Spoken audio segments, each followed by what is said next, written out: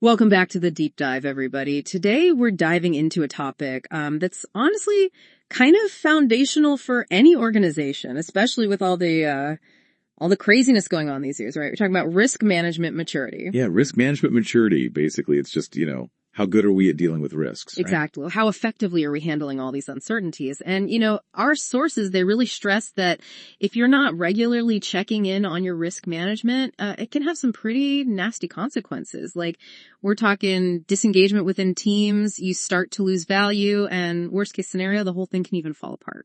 Yeah, and the interesting thing is that more and more organizations are realizing that just understanding how mature, how good their risk management is, that in itself is super valuable. It's kind of like, getting a checkup, right? You don't wait till things are really bad. Exactly. Prevention is key, right? So in this deep dive, we're going to really try to unpack how organizations can figure out where they stand with their risk management and, more importantly, how they can actually take it to the next level. Yeah, and the thing is, there's no magic formula here, right? Our sources, they make it clear that there's no one perfect model. Yeah. Every organization is different. For sure. But there are definitely some common themes, some best practices that we can pull out. Absolutely. And those are the things we'll be focusing on. Right. And just a quick note, when you start looking into this, you'll see all these different risk management maturity models that pop up everywhere, from health and safety to finance, rail, healthcare, you name it. It's everywhere. It's really interesting. But one thing our sources pointed out that I thought was quite interesting is that sometimes the language they use to describe these maturity levels, it could be a little harsh. Yeah, I noticed that too. You see words like immature or rudimentary, and it's like, wow, that's a bit of a gut punch, isn't it? It is. And it can actually backfire, because if an organization is told, hey, your risk management is immature, well, that's going to make them defensive, right? And then they might not even want to engage with the whole assessment process. Yeah, no one wants to be told they're doing a bad job. So you're basically setting yourself up for failure right from the start. Exactly. Okay, so let's get practical.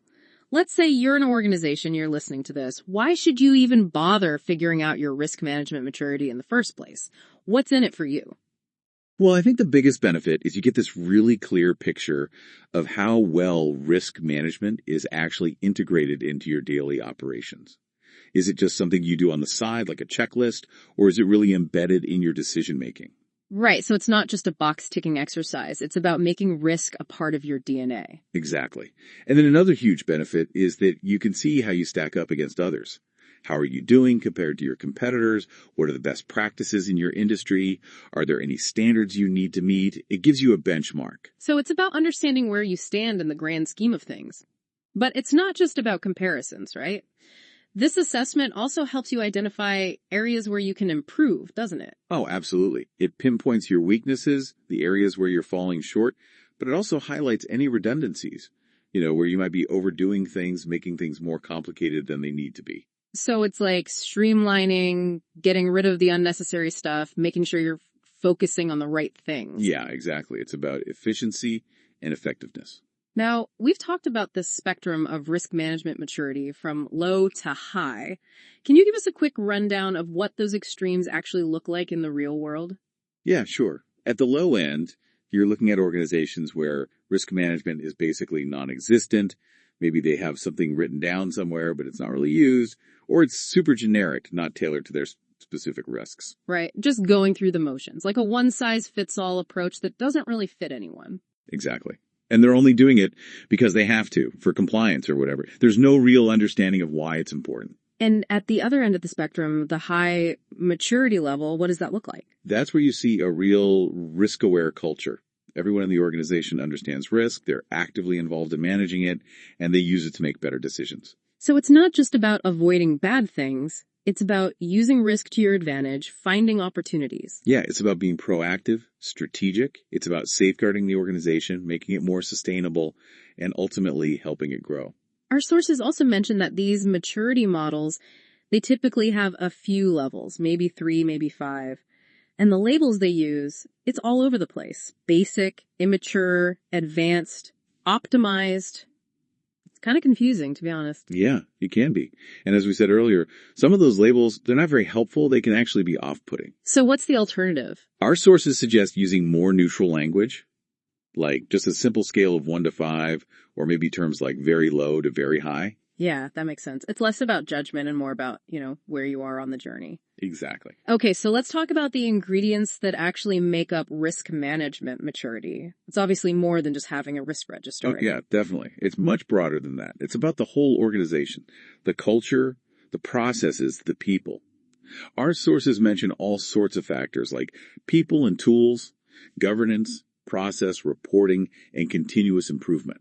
You even see things like framework, sustainability and resilience, process performance, application, root cause analysis, and emerging risks. It can get pretty specific. Wow, that's a lot to consider. But are there any common threads, any core contributors that we should really focus on? Yeah, absolutely. Our sources consistently highlight 4 key contributors that seem to be central across most of these models. Okay, let's hear them. The first one is culture. And this is all about the mindset, the attitudes towards risk management within the organization. Do people understand it? Do they see the value? Right. So it's about how risk is perceived, how comfortable people are with it. Exactly. Then you have process, which is about what you actually do to manage risk. What are the steps involved? When do you do them? How do you make decisions? So the actions, the how-to of risk management. Right. Then there's experience. This one focuses on the people involved. Who's doing the risk management? What's their level of knowledge and skills? Right. So it's about the expertise, the knowledge base within the organization. Yeah. And lastly, you have application, which is about how you actually put risk management into practice. How do you use it on a day-to-day basis to make decisions and run the business? So it's about making sure risk management isn't just theory, it's actually being used. Exactly. It's about embedding it in everything you do. Okay. So we have these 4 key contributors: culture, process, experience, and application. And I'm guessing these are not just simple check boxes, right? There's more detail underneath them. Yeah, you're right. Each of these contributors is broken down into more specific attributes, and each attribute has metrics or characteristics that help you determine the maturity level for that specific area. So it's a multi-layered assessment. It's not just, yep, we have a risk register, we're good. Not at all. It's much more nuanced than that. Now let's talk about the practical side. How does an organization actually assess its risk management maturity? What are the tools and methods involved? Our sources suggest using things like surveys and interviews. The key here is consistency. You want to make sure you're asking the same questions using the same criteria across the entire organization so you can compare apples to apples. Right, so you get a fair and accurate picture of where everyone stands. Exactly. And the other important thing to remember is that these assessments, they're a snapshot in time. They tell you where you are today, but things can change. It's like a baseline measurement. It gives you a starting point to track your progress. And once you have that baseline, then you can start thinking about where you want to be, what your target maturity level should be. And here's something that surprised me. Our sources say you don't always need to aim for the highest level of maturity. Yeah, that's a common misconception. You'd think everyone would want to be the best, but it's not always practical or even necessary. Why is that? Well, because reaching the highest level can take a lot of time, effort, and resources. And sometimes the gains you get from that extra push, they might not be worth the investment. It's about finding the right balance. So it's about being strategic, figuring out what level of maturity makes sense for your organization, for your specific goals. Right. And that's where the gap analysis comes in. You compare your current maturity level to your target level and see where the gaps are. Then you can start brainstorming solutions and building your roadmap to get there. Makes sense. Now, before we move on to roadmaps, our sources made a distinction between risk maturity and risk sophistication. Can you explain that a bit? What's the difference? Yeah. So risk sophistication is about how advanced your risk management practices are. It's about the level of expertise you have, the complexity of the tools and techniques you use. So it's about how sophisticated, how advanced your approach is. Exactly. But here's the key point. Sophistication in itself isn't always a good thing. It needs to be appropriate for your organization. What do you mean by that? Well, imagine you have a small business and you're trying to manage your risks. You probably don't need the same level of sophistication as a huge multinational corporation. Right. It would be overkill. It wouldn't be efficient. Exactly. Sophistication needs to be fit for purpose. It needs to align with your needs and the complexity of your risks. So don't just jump into the most advanced methods without considering if they're actually right for you. Precisely. Now, let's talk about this risk maturity model framework that our sources propose. Yeah. It's a simplified way to think about maturity with 4 levels, right? Yeah, that's right. They call it the ERM. They acknowledge that organizations handle risk very differently, so this framework tries to categorize those approaches into 4 clear levels. And it's designed to be simple enough that most organizations can see themselves somewhere on that spectrum. Okay, so what are these 4 levels? The first level is level 1 naive. Okay, naive. What does that mean in practice? What would we see in a naive organization? Basically, a naive organization has no real structured approach to risk management. They're not thinking about risk proactively. They're only reacting when things go wrong. It's like they're constantly putting out fires. So they're not prepared. They're not thinking ahead. Exactly.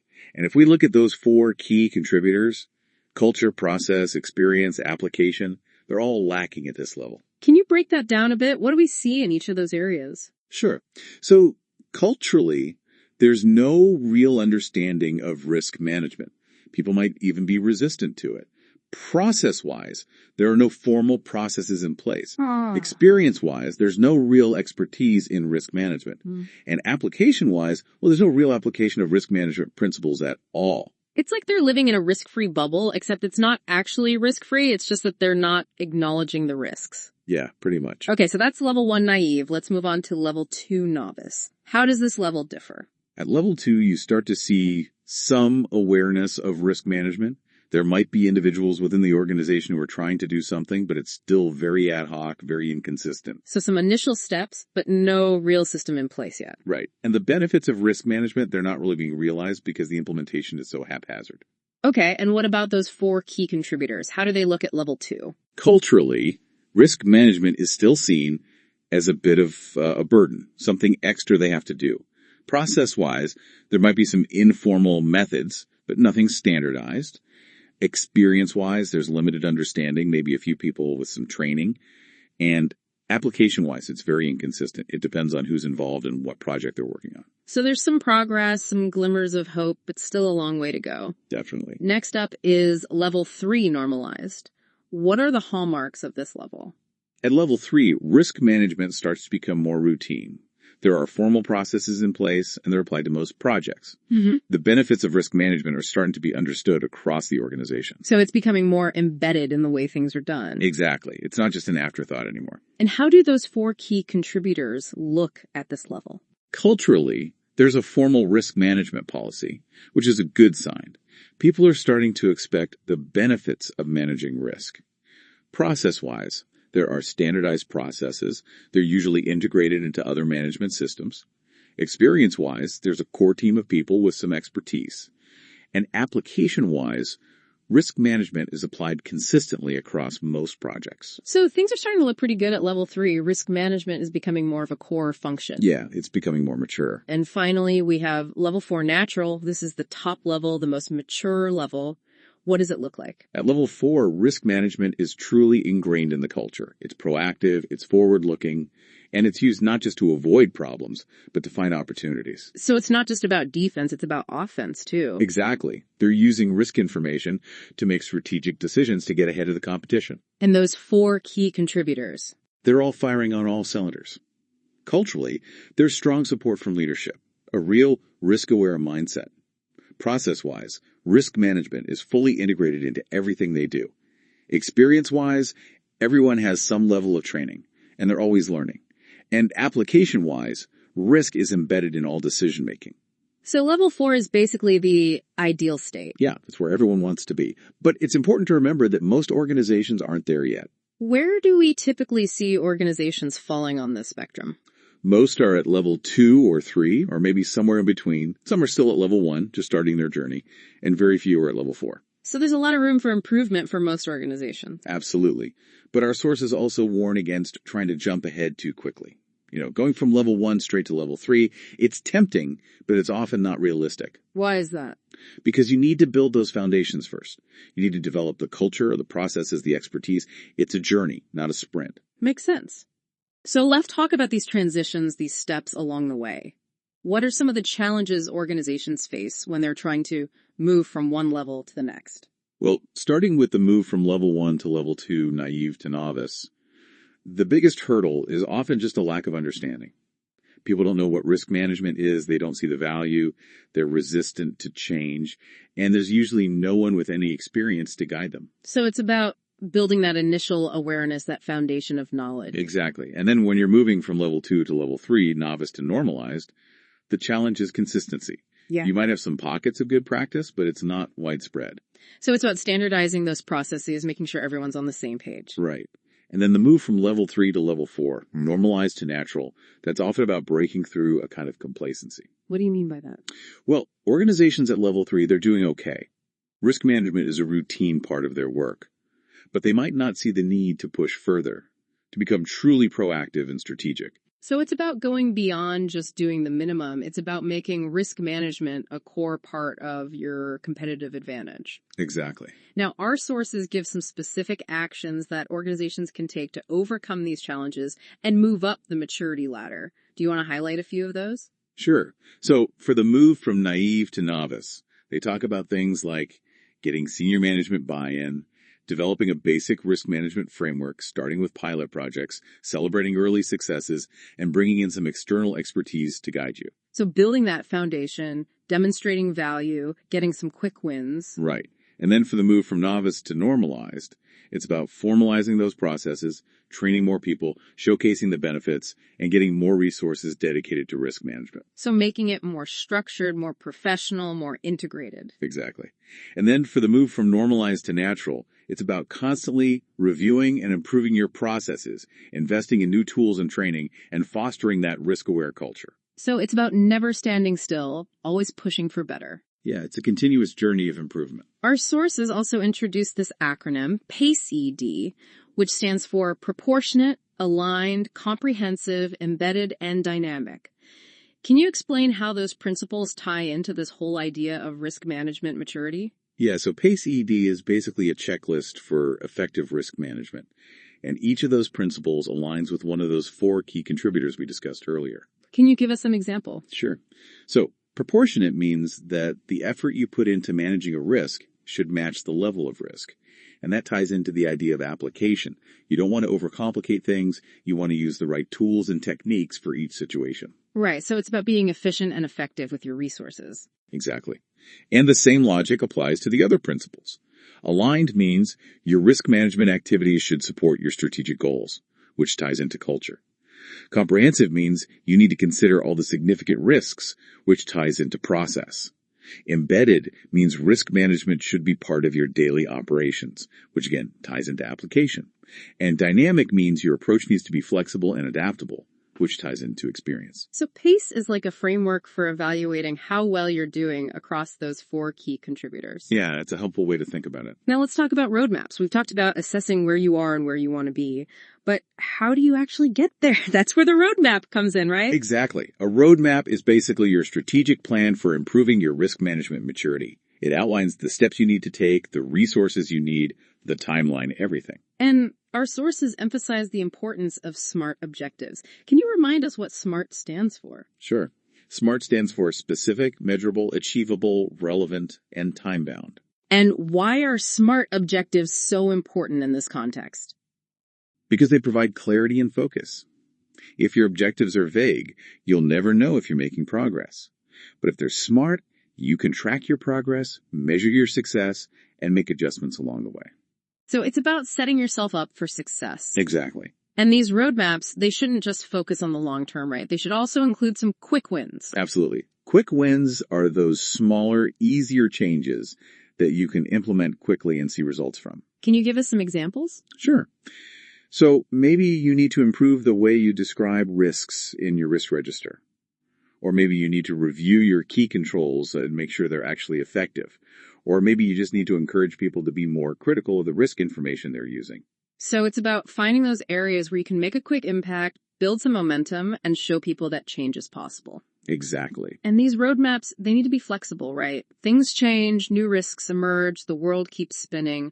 Absolutely. You need to be able to adapt, to adjust your roadmap as needed. That's why regular reviews are so important. So it's not a set and forget document. It's a living document that evolves with the organization. Precisely.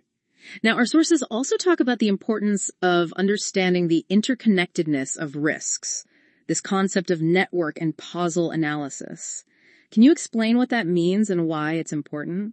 Yeah, this is about recognizing that risks don't exist in isolation. They're all connected in some way.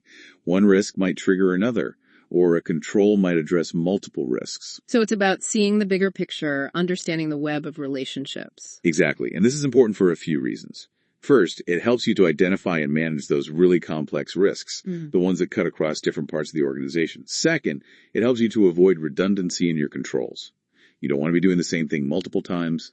And third, it helps you to be more proactive. If you understand how risks are connected, you can anticipate problems before they happen. And our sources mention that software can be helpful for mapping these risk networks, but it's not a silver bullet. Right. Software can be a great tool, but it's not a substitute for human expertise. You still need people who understand the business, who can interpret the data and make judgments. And even without fancy software, there are things organizations can do to improve their understanding of risk interconnections. Yeah, for sure. One important thing is to have a strong, centralized risk management function.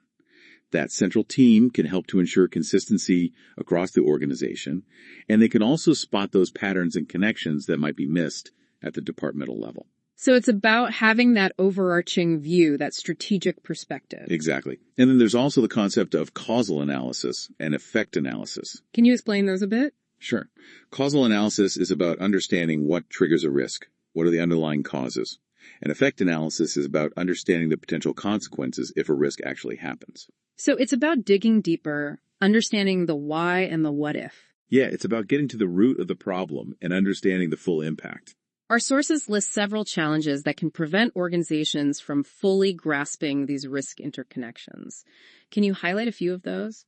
One big challenge is just a lack of awareness. Even if leaders understand risk management in general, they might not have a clear picture of the specific risks in different parts of the organization. So they might not see the connections, the potential for cascading effects? Exactly. And then there's also the issue of siloed thinking. Different departments might be managing their risks in isolation without considering the impact on other areas. So they're not collaborating, they're not sharing information, they're not seeing the bigger picture. Right. And then there's also the tendency to be reactive rather than proactive. Many organizations are only focused on complying with regulations. They're not really thinking about risk strategically. So they're putting out fires instead of preventing them. Yeah, pretty much. And finally, even when organizations do collect a lot of risk data, they often don't analyze it effectively. They don't look for those patterns and connections. Right. They're drowning in data, but they're not getting any real insights from it. So what's the solution? How can organizations overcome these challenges? Well, our sources provide a checklist for an effective risk management program, and several points on that checklist speak directly to this issue of interconnectedness. Can you share a few of those with us? Sure. They talk about the importance of proactively identifying emerging risks, using aligned risk and performance metrics, promoting data sharing across departments, developing a unified risk vocabulary, using causal and effect analysis, and implementing tools for risk aggregation and real-time monitoring. So it's about being proactive, using data effectively, and breaking down those silos. Exactly. And they also talk about the importance of integrated risk management, or IRM. Can you explain what IRM is and how it differs from the traditional GRC approach? Yeah, so IRM is really about taking that holistic view of risk. It's about recognizing that risk management is not a separate function. It's integrated into everything the organization does. So it's about breaking down those barriers, bringing risk management into the mainstream. Exactly. And while GRC focuses on governance, risk, and compliance as separate areas, IRM tries to bring them together to create a more unified approach. So it's a more comprehensive, more strategic approach to risk. Yeah, that's a good way to put it. Now let's shift gears a bit and talk about how risk management should be integrated with other key organizational activities, specifically budgeting, strategy formulation, and core systems. Our sources refer to these as activity touchpoints. What are some of the challenges organizations face in integrating risk management with these areas? I think the biggest challenge is that these areas are often treated in isolation. You have the risk team doing their thing, the budget team doing their thing, and the strategy team doing their thing. But they're not really talking to each other. So there's a lack of communication, a lack of coordination. Exactly. And that can lead to all sorts of problems. For example, the budget team might not be aware of the risks associated with certain projects, so they allocate funding without considering the potential downsides. So they might be inadvertently funding risky ventures. Right. Or the strategy team might develop a great plan, but they haven't considered how risks could derail it. So the plan might be flawed from the start. Yeah, it's like building a house without considering the foundation. Our sources highlight a specific blind spot when it comes to risk and strategy. Can you explain that a bit? Yes, so many organizations are good at assessing the risks to their strategy. Once they have a plan, they think about what could go wrong. But they often don't think about the risks involved in actually creating that strategy. So they're not thinking about the risks of the decision-making process itself. Exactly. And that's a big problem, because if the strategy is flawed from the start, then it doesn't really matter how well you manage the risks to it. You're already starting from a weak position. Yeah, exactly. And this disconnect, it often extends to budgeting as well, doesn't it? Oh, absolutely. The people making the budget decisions, they often don't have a good understanding of the risks involved. And the people managing the risks, they often don't have a seat at the table when the budget is being decided. So it's like two ships passing in the night. They're both important, but they're not communicating. Yeah, that's a good analogy. So what's the solution? How can organizations bring these areas together, integrate risk management more effectively? Well, first and foremost, it's about communication. Breaking down those silos, making sure everyone's on the same page. The risk team needs to talk to the budget team, they need to talk to the strategy team, and vice versa. So open lines of communication, regular meetings, shared information. Exactly. And it's also about having a more holistic view of risk, recognizing that risk management is not a separate function. It's embedded in everything the organization does. So it's about changing the culture, making risk a part of everyone's job. Right. And then there are also some specific things organizations can do, like incorporating risk assessments into the budgeting process, involving risk managers in strategic planning discussions, and developing metrics that track both risk and performance. So making risk a core consideration in all those key decisions. Exactly. Now let's talk about software again. We touched on it earlier in the context of application, but it also plays a key role in supporting these broader integration efforts. Absolutely. Software can be a huge help, especially when it comes to managing data and automating tasks. But it's not a cure-all, is it? No, definitely not. You still need those strong processes in that risk-aware culture. So it's a tool, an enabler, but not a solution in itself. Right. And it's important to choose the right software for your needs. If you're a small organization, you probably don't need a complex enterprise-level system. So it's about finding the right fit for your size and complexity. Exactly. And there are a lot of great software options out there, so it's worth doing your research and finding one that meets your specific needs. And finally, let's talk about change management. Our sources really emphasize the importance of change management in this whole process of improving risk management maturity. Why is that?